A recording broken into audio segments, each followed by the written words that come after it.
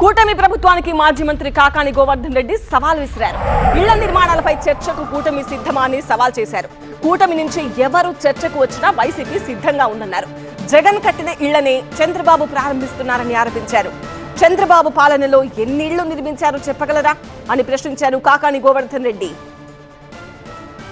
దాదాపుగా 31,832 కోట్ల రూపాయలు 32,000 కోట్ల రూపాయలు విలువైనటువంటి భూమిని 72,000 ఎకరాలకు సంబంధించి దాదాపుగా ఈరోజు దానికి సంబంధించినటువంటి ఆ భూమిని 72,000 ఎకరాల భూమిని గుర్తించి ఏకంగా ఊర్లు నిర్మించాం.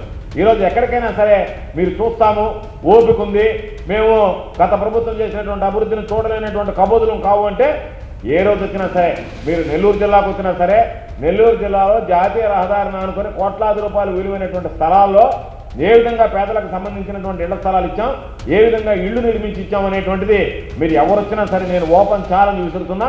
ఇక్కడికి కోతవేట ద్వారా మీరు వస్తారా, మీకు గృహ నిర్మాణ శాఖ మంత్రిని పంపిస్తారా, లేదంటే పాపం జిల్లాలోనే ఉన్నాడు పాపం మన నారాయణ మున్సిపల్ శాఖ మంత్రి, ఆయన్ని పంపించినా సరే కోతవేట దూరంలో ఆయన పోయి చూసి వస్తాడు. ఎక్కడ చెప్పినా సరే మేము వచ్చి చూపించమన్నా చూపిస్తాం, అడ్రస్ ఇస్తే మీరు పోయిస్తారని చూపిస్తాం.